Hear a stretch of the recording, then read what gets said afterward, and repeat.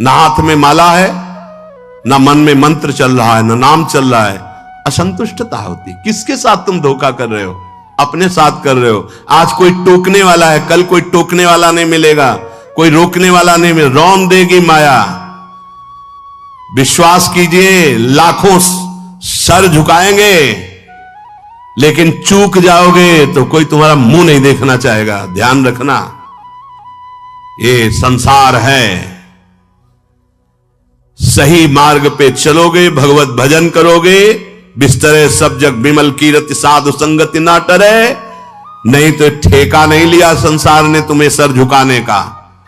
अगर आज सर झुका रहा, नाम जप और सही ढंग से नहीं चलोगे तो कल तुम्हारा कोई चेहरा नहीं देखना चाहेगा, तुम्हारी छवि उठाकर नाली में फेंक दी जाएगी। ये संसार है। होश में भगवान ने तुम्हें केवल विरक्त मार्ग, भगवत मार्ग दिया है भजन करने के लिए। रात दिन तुम्हारी आयु क्षीण हो रही, कमाई कर लो, जाना है प्रभु के पास।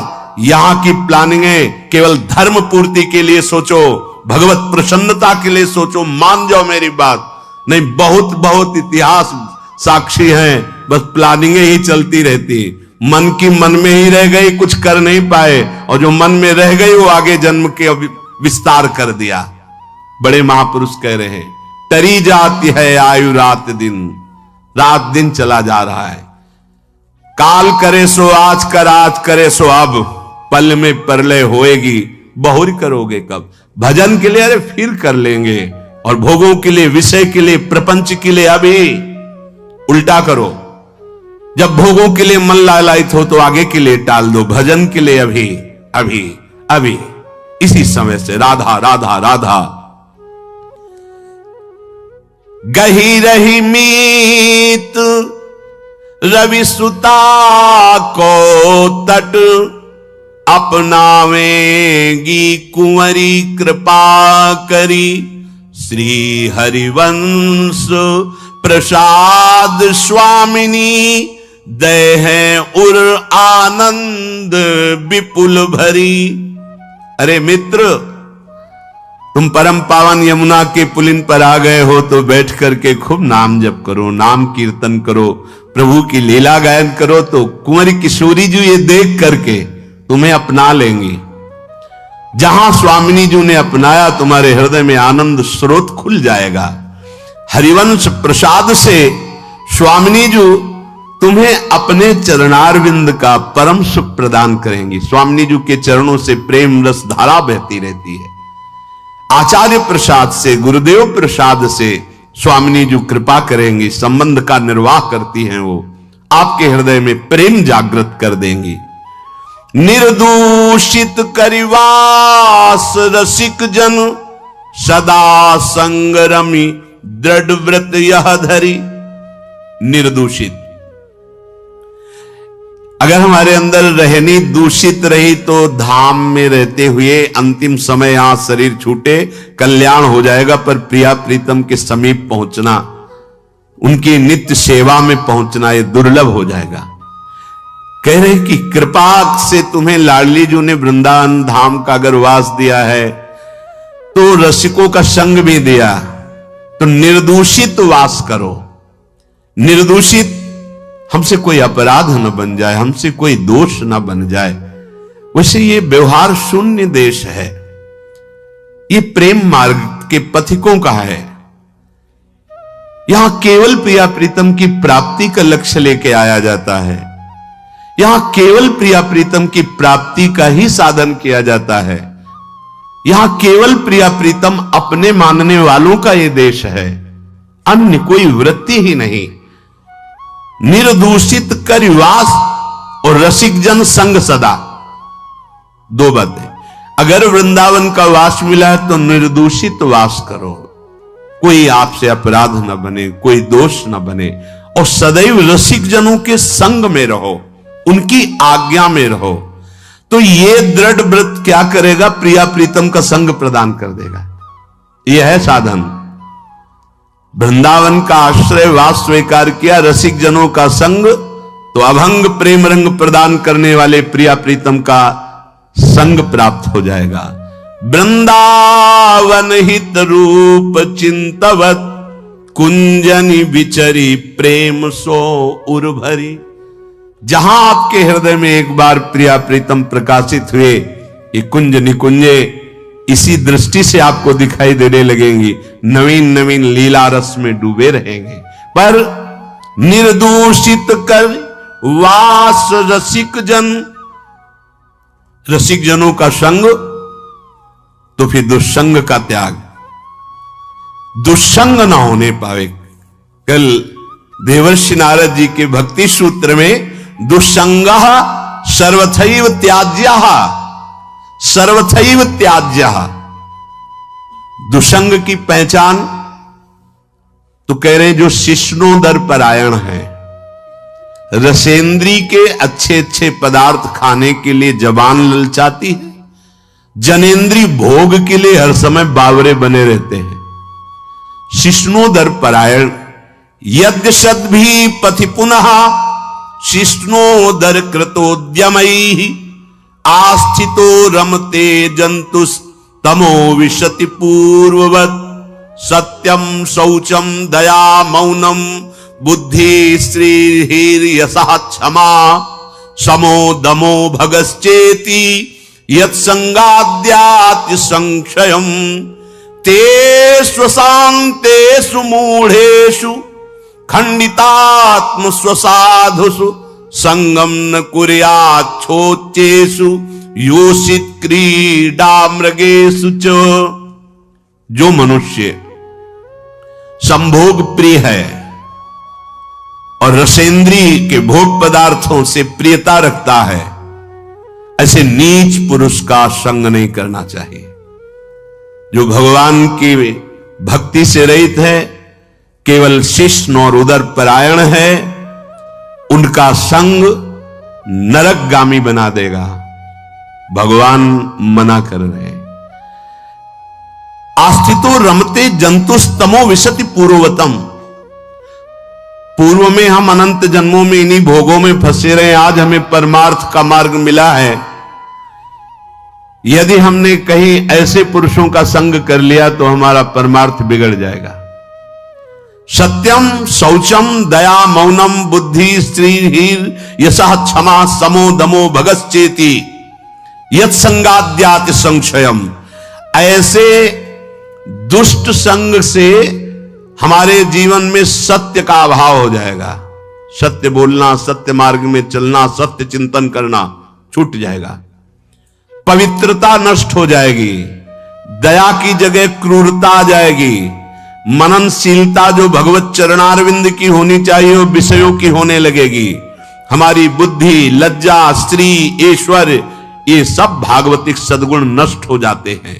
अतएव दुष्ट संग न करे। ये जो अशांत चित्त है, मूर्ख है, भगवत विमुख है, नष्ट बुद्धि है, ये जो भोगों के खिलौने बने हुए हैं, ऐसे असाधु पुरुषों का कभी भी साधक संग न करे, नहीं तो नष्ट हो जाएगा। दुष्संग का त्याग प्रत्येक साधक को बड़ी सावधानी पूर्वक करना चाहिए।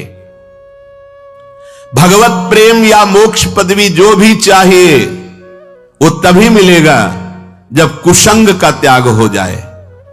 भगवान श्री रामचंद्र जी ने तो विभीषण जी से कहा कि बरु भल बास नरक कर ताता दुष्ट संग जन देई विधाता। भगवान चाहे तो नरक का बास दे दे, अच्छा है, पर दुष्ट का संग ना मिले। नरक का बास क्यों अच्छा है?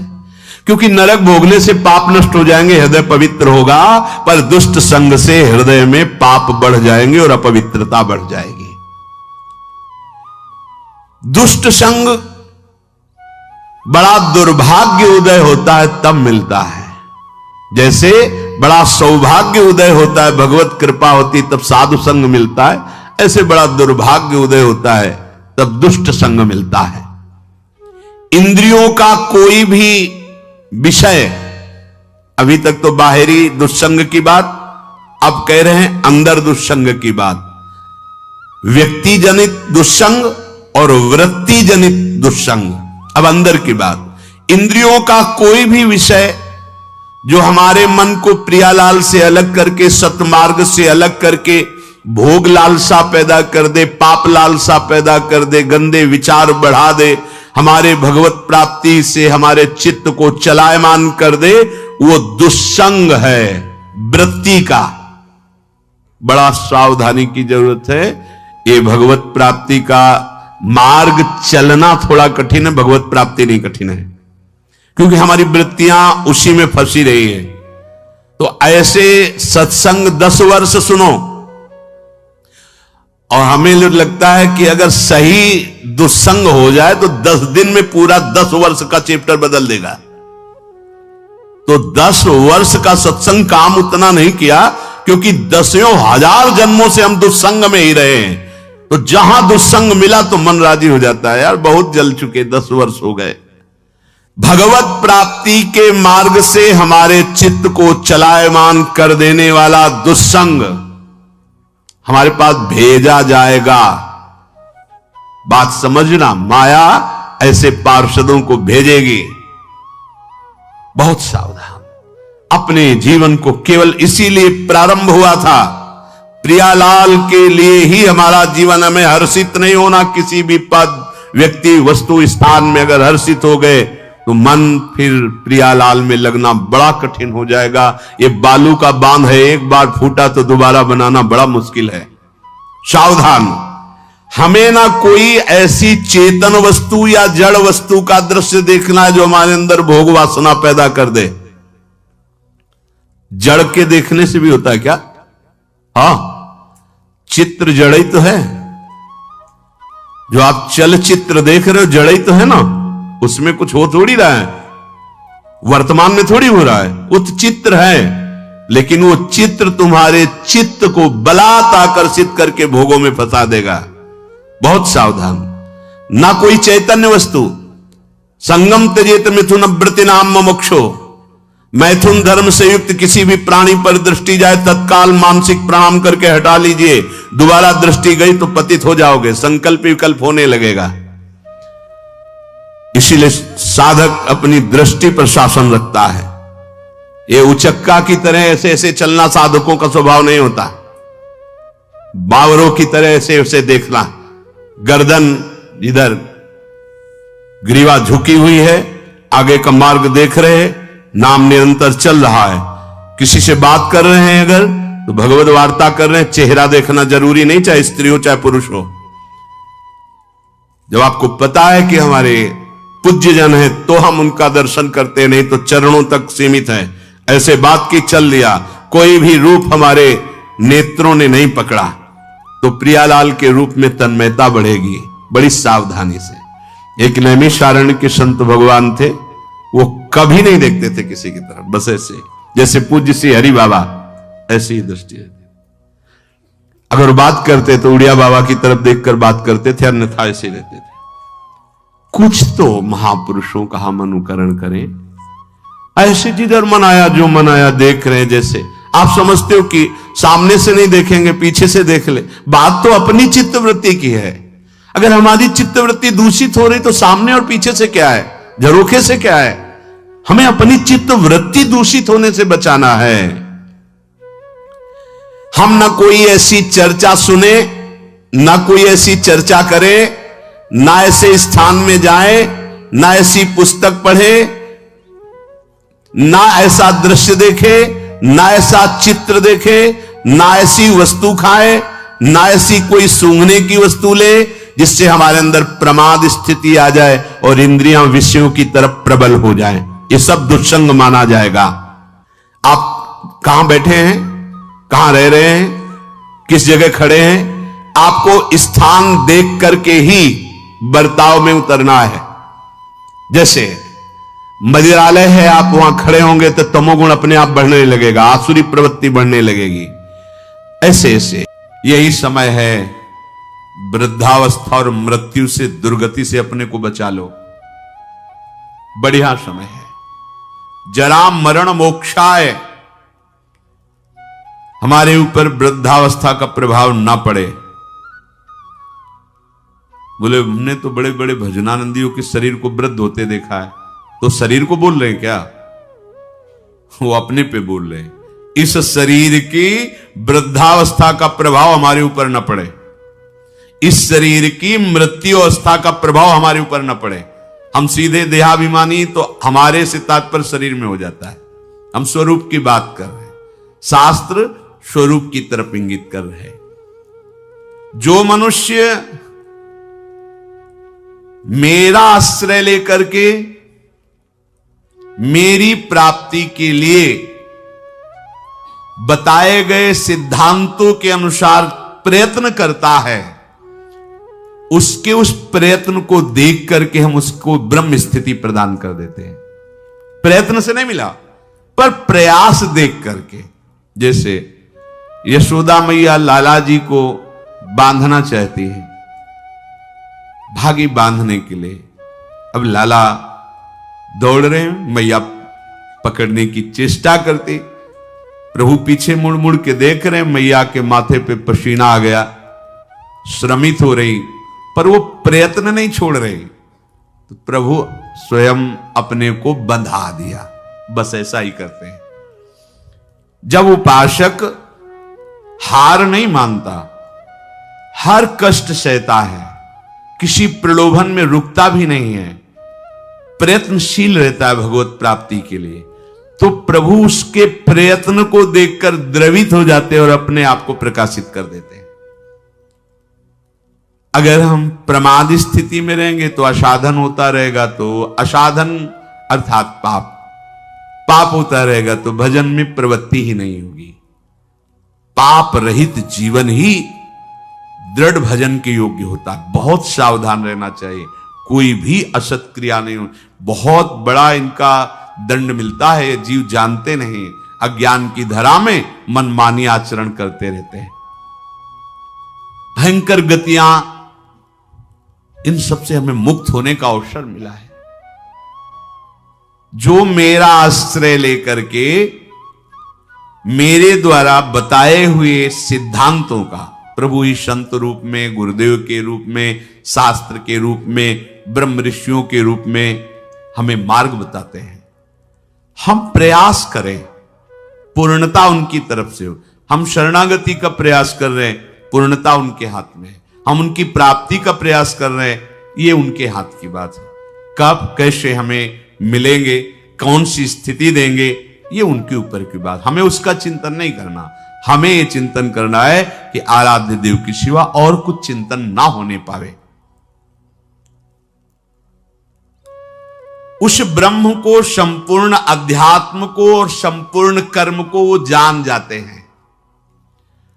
जरा मरण मोक्षाय मामाश्रित यतन्तिते, ये वृद्धावस्था और ये मरण अवस्था, जीते जी मुक्ति प्राप्त करने के लिए मानव देह मिला है। अगर आप प्रयासरत रहे, जीवन में अनुभव आपको नहीं हुआ और कभी भगवद आश्रय छोड़कर आप इधर उधर भटके नहीं, तो आपका शरीर पूरा होते होते भगवान अनुभव करा देंगे। पीछे ऐसा वर्णन किया है स्वयं प्रभु ने कि उस समय मैं स्वयं आकर स्मृति रूप से उसके हृदय में जागृत हो जाता हूं, क्योंकि जीवन भर लड़खड़ाते हुए ही सही पर हमारी तरफ चलने का इसने प्रयास किया है। पर हमने महापुरुषों के मुख से सुना है कि जो उपासक बाल्यावस्था से ही भगवान के मार्ग में लगे हैं, उनको इस बात पर नहीं संतोष कर लेना चाहिए कि मरने के बाद भगवान मिलेंगे। नहीं, जीते जी अनुभव करना है। शरीर छूटने के पहले ही हमें शरीर छोड़कर वो स्थिति प्राप्त करनी है जो भागवतिक स्थिति है, बिल्कुल सच्ची। ये शरीर ऐसे ही अनुभव होने लगता है जैसे कोट, शर्ट, बनियान। स्थूल शरीर कोट, सूक्ष्म शरीर शर्ट, कारण शरीर बनियान, लेकिन पहनने वाला अलग है। पहनने वाला न कोट है, न शर्ट है, न बनियान है, बिल्कुल अलग प्रतीत होने लगता है। अपना स्वरूप अपने आप से अनुभव में आता है, किसी इंद्रियों के द्वारा नहीं, किसी करण के द्वारा नहीं। अपने स्वरूप का अनुभव अपने स्वरूप से ही होता है, अपने से ही अपने का अनुभव होता है, इसमें किसी अन्य का सहयोग नहीं है।